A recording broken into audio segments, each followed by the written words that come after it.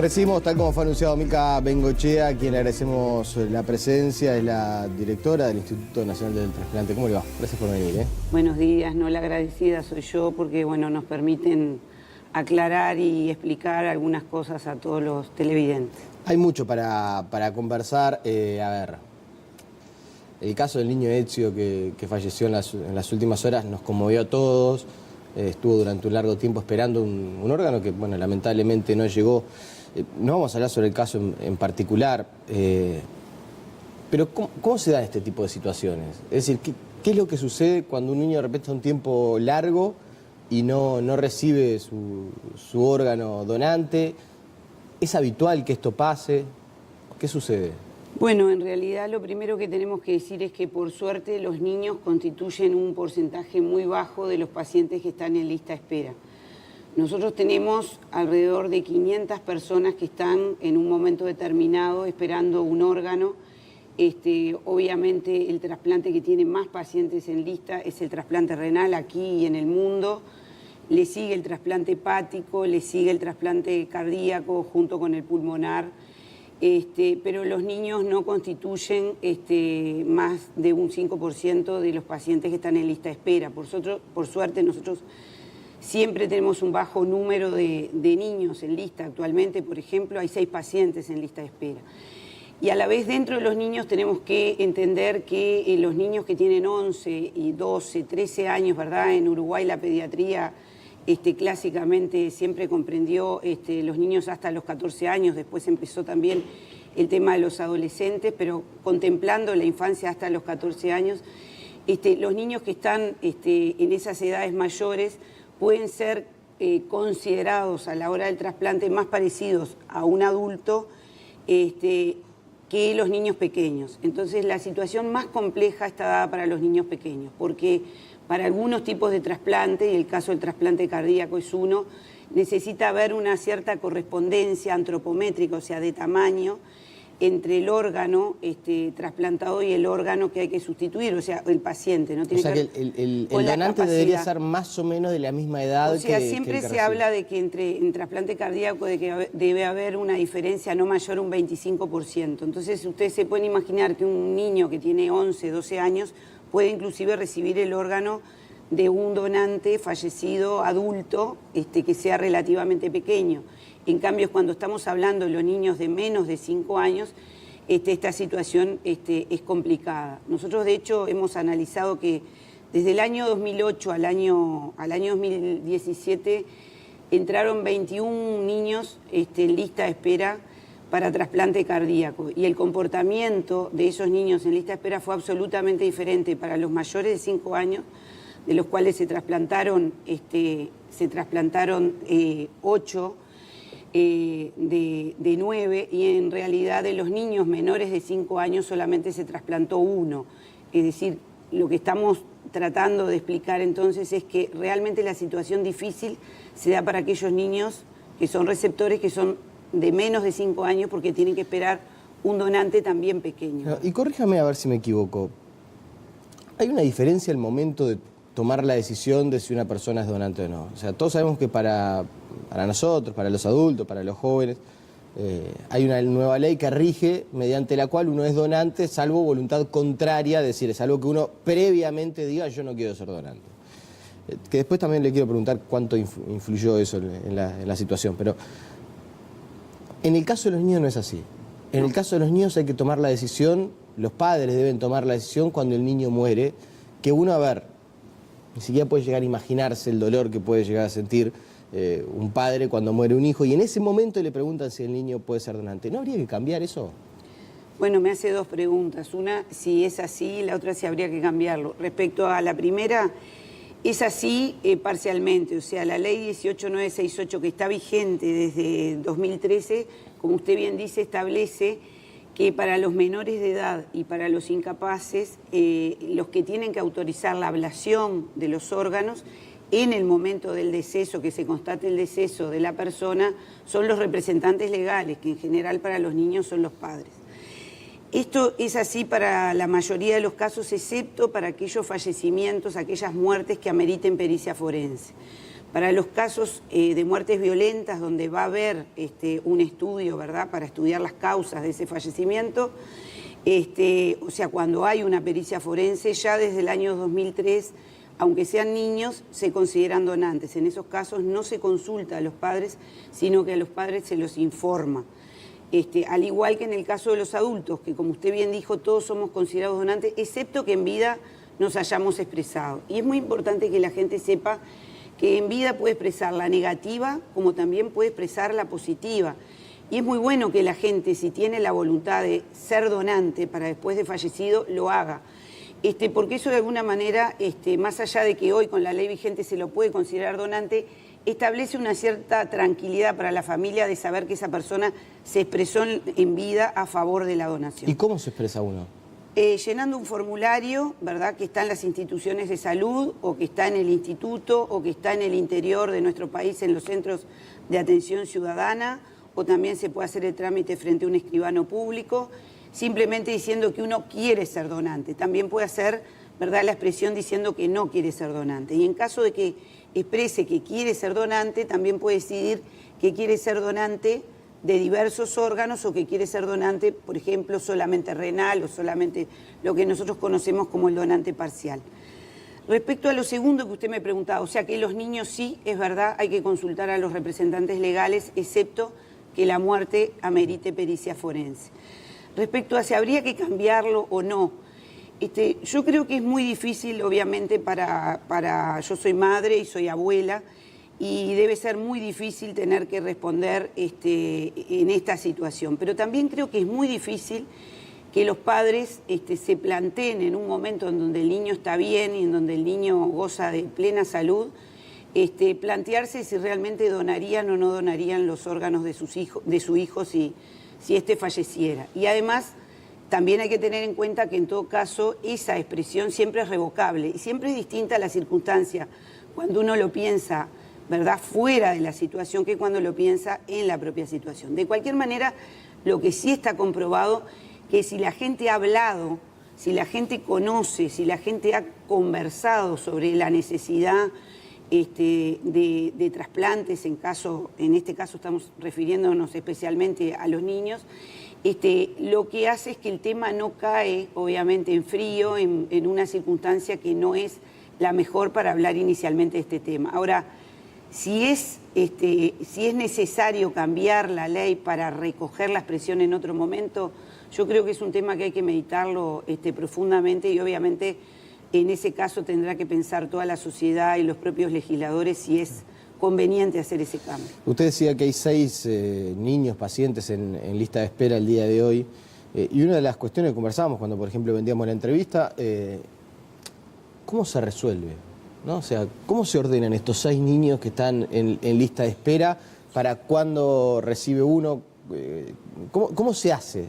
Bueno, esto en realidad es para niños y también es para adultos, pero hay 6 niños y lo que queremos decir, 2 están en la lista de espera de trasplante cardíaco. Para que la gente no entienda, todos están esperando el mismo trasplante, o sea, hay 2 niños que esperan un trasplante de corazón, hay 3 niños que están esperando un trasplante hepático de hígado, y hay un niño que está esperando un trasplante renal. O sea que cada grupo de estos niños está esperando un órgano distinto. Dentro de los que esperan el mismo tipo de trasplante... Pero hay otros 2 ETSIO. Claro, hay otros 2. Para ponerle hay nombre otros de 2 algo de que 4 y 6 años. Todos sí. tenemos la imagen de ese niñito que luchó durante mucho tiempo por vivir y que lamentablemente no pudo recibir el órgano. Hay otros 2 en la misma condición. Exacto, y son niños de edades intermedias, digamos, ¿no? Porque lo que decía inicialmente, si estuviéramos hablando de niños de 11 y 12 años, la perspectiva o las probabilidades que tendrían de recibir un trasplante serían muy diferentes. Pero bueno, como decía, hay 6 niños, pero no todos están esperando un trasplante cardíaco. Dentro de los niños o de los pacientes que esperan un trasplante renal, obviamente siempre hay un problema de compatibilidad de grupos sanguíneos, o sea que no todos los donantes son compatibles en grupo sanguíneo con los receptores. A la vez hay factores de compatibilidad biológica que tiene que ver con otros sistemas genéticos que nosotros estudiamos para buscar el donante más compatible con el receptor más compatible. Pero en el caso de corazón y en el caso de hígado, donde muchas veces hay urgencias, pesan criterios que tienen que ver con la situación clínica del paciente. Los pacientes pueden estar en lista de espera en emergencia, en urgencia o en situación de electivo. Son aquellos pacientes que están en lista, que necesitan un trasplante, pero que el tiempo que pueden esperar, ¿verdad?, es mayor que los pacientes que obviamente están en una situación de emergencia. Y obviamente además después la correspondencia, o sea, la asignación o la distribución del órgano para qué paciente también tiene que ver con esto que decíamos en el caso del trasplante cardíaco, con una cierta correspondencia de tamaño entre el donante y el receptor.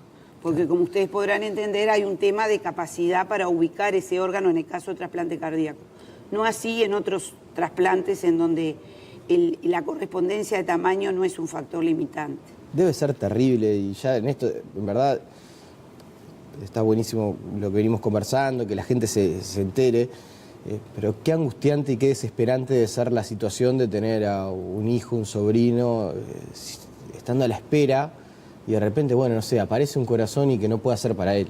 O sea, manejar esa angustia, porque no es ansiedad, es algo muy superior a la ansiedad. Esa angustia debe ser también una consideración difícil, ¿no? Por lo que usted dice, porque, a ver, se tienen que dar un montón de factores para que el niño pueda ser receptor también.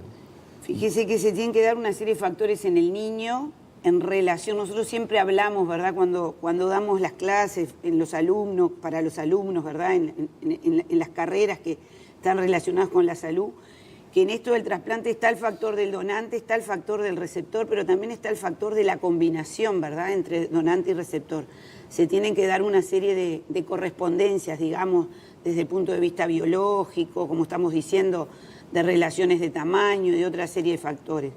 Por supuesto que es angustiante, porque siempre cuando el recurso es limitado, tener que decidir es una situación obviamente muy difícil. Por suerte esos criterios están absolutamente establecidos y se cumplen siempre. O sea, hay transparencia en nuestro país en lo que se refiere a la adjudicación del órgano a trasplantar. Pero esta situación se da porque no tenemos suficientes órganos, porque nosotros siempre decimos que el trasplante es un acto que es complejo de la medicina, que llama mucho la atención, que obviamente necesita que haya equipos muy entrenados, muy capacitados, que en nuestro país lo hay, pero es un acto en el cual si la sociedad no participa, ese acto no se da, o sea, sin donante no hay trasplante.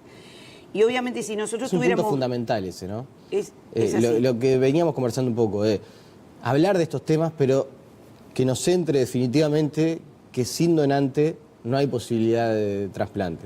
O sea, que si no nos comprometemos todos, esto no hay cómo, no hay de dónde sacarlo. Esto es exactamente así. Nosotros siempre hacemos la diferencia, ¿verdad? Si usted habla de otros actos de la medicina, usted de repente lo que necesita es tener un aparato sofisticado y tener técnicos que manejen. Y teniendo el aparato y teniendo técnicos puede atender las necesidades de la población. Acá, además de los equipos, además de una política clara de asignación, necesita tener donantes, ¿verdad?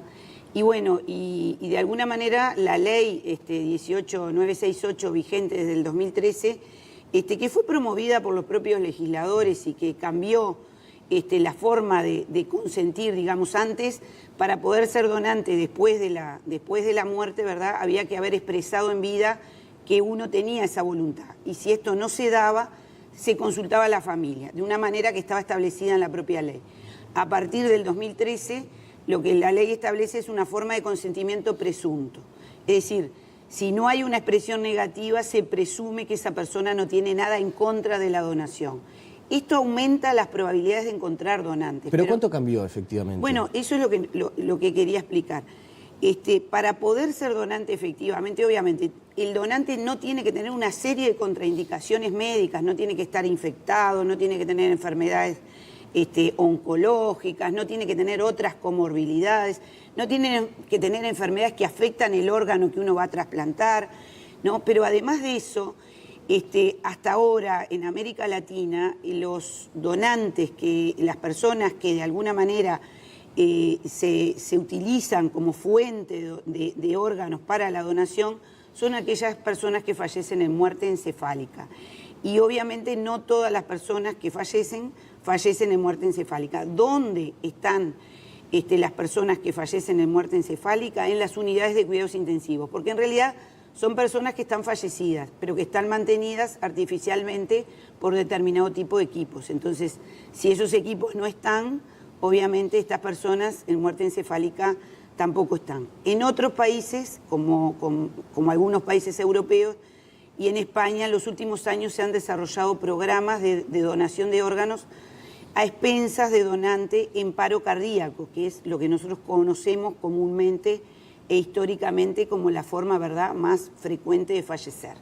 Entonces esto es de alguna manera una aproximación, digamos, sencilla que trato de hacer para que la gente entienda que no se traslada de una manera mecánica a través de una ley que dice que todos somos donantes, la posibilidad de que todos realmente podamos, los que fallezcan, ¿verdad?, efectivamente terminar siendo donantes. Porque hay un fenómeno de embudo, ¿verdad? A ver si la entiendo.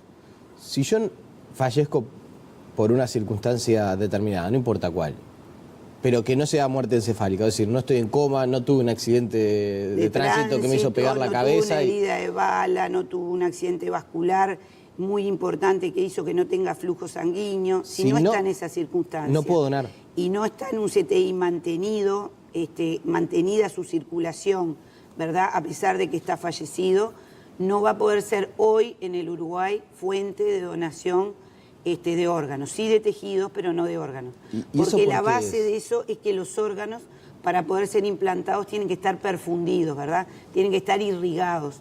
Entonces, el fallecido tiene que estar mantenido bajo algún tipo de equipamiento, digamos, desde el punto de vista circulatorio. ¿Y en las muertes súbitas o bajo otras circunstancias no se da eso? En la muerte súbita, si el paciente está en CTI y está perfundido, sí, pero, o sea, de hecho, las muertes súbitas en los niños, si el paciente está en CTI y está perfundido, puede ser una fuente de donantes, digamos, ¿no? Y ahora, lo que usted dice es que en Europa, o por lo menos en algunos países, se está ampliando el radio de donación para aquellas personas con infartos. En España, 1 de cada 4 donantes ya son donantes en parada cardiorrespiratoria. ¿Y qué se necesita para que no solamente sirvan los de muerte encefálica, sino también los con problemas cardíacos? Bueno, se necesita en realidad hacer una modificación muy importante en nuestro propio sistema, no la ley en el Uruguay de alguna manera no determina... O sea, por la ley no se establece la causa. Cómo tiene que estar diagnosticada la muerte, porque todas son muertes, pero son formas de diagnosticar la muerte, sino que lo que tenemos que hacer es un cambio en la sociedad y sobre todo en el sistema de salud para que podamos aceptar y podamos tener un sistema que pueda dar contingencia a estos tipos, a esta nueva forma de donación sin que esto comprometa, ¿verdad?, porque la ciudadanía lo entienda como una agresión o como un posible peligro a sus derechos a la atención, poder trabajar este tema para que los donantes en parada cardíaca sean una fuente donante. En América Latina todavía estos programas no están funcionando, nosotros estamos trabajando en una experiencia piloto en tratar de pensar en donantes bajo esta modalidad como fuente para trasplantes de pulmón. Bien, lamentablemente se me fue la entrevista y nos quedan muchos temas para conversar, pero bueno, el próximo día 19 hay una jornada, porque es justamente el Día del Donante, el próximo domingo 19, y allí siempre se hace una actividad. Exactamente, por ley el tercer domingo de noviembre es el Día del Donante. Es un día que el Instituto, pero sobre todo la Asociación de Trasplantados del Uruguay, y bueno, esperamos que la sociedad toda rinde homenaje a los donantes, a los familiares de los donantes, y lo que hacemos siempre es muy modestamente, pero nos nucleamos en torno al monumento en homenaje al donante que está en Boulevard Artigas frente a la entrada del Hospital Pereira Rosell. Este domingo nos vamos a convocar a las 10:30 y vamos a hacer una suelta de globos importantes, nada más que como un símbolo para rendir homenaje a todos los donantes. Bien, la última. Usted en alguna entrevista anterior que yo estuve repasando advertía sobre problemas logísticos, sobre lo que hay que mejorar todavía para que ningún posible donante se nos pierda. ¿Cuánto se ha podido avanzar en eso? Bueno, tenemos que mejorar sobre todo nuestra inserción en el interior. Si bien es cierto que con los donantes de órganos estamos mejor que con los donantes de tejido. Nosotros vamos al interior, tenemos colaboración de la Fuerza Aérea, colaboración de varios organismos del Estado, pero estamos impulsando lo que se llama la Red Nacional de Donación y Donantes, o sea que las instituciones de asistencia, sean públicas o privadas, desarrollen ellos unidades donde tengan personal que esté dedicado a trabajar el tema de la donación y de la detección de los donantes. Este es un proyecto que está aprobado en ley, pero obviamente, como siempre, necesitamos más recursos, sobre todo recursos humanos. Y problemas logísticos siempre tenemos en relación sobre todo a los recursos humanos, que en el Uruguay es un problema complejo, en el sentido de que muchas veces para poder llevar adelante algunos de los programas que tenemos planteados, la dificultad está en contar con esos recursos en el momento necesario y en el lugar adecuado. Somos pocos y no nos podemos permitir ni dar el lujo de perder, ¿no?, donaciones o potenciales donaciones por temas logísticos, está claro. Ni que hablar. Milka Bengoechea, le agradecemos su presencia esta mañana y la volveremos a convocar seguramente. No, muchísimas gracias por permitirnos tener este contacto con la población, y de cualquier manera le queremos decir a los uruguayos que son muy solidarios, que la negativa familiar en el Uruguay es baja, pero que igual tenemos que seguir trabajando para que sea cada vez más baja, y que muchos de los niños y no niños que están hoy en nuestra lista de espera o que puedan estar, tengan que esperar menos tiempo y que realmente tengan más probabilidades de recibir ese trasplante que esperan. Le agradecemos su presencia. La pausa y seguimos con más noticias.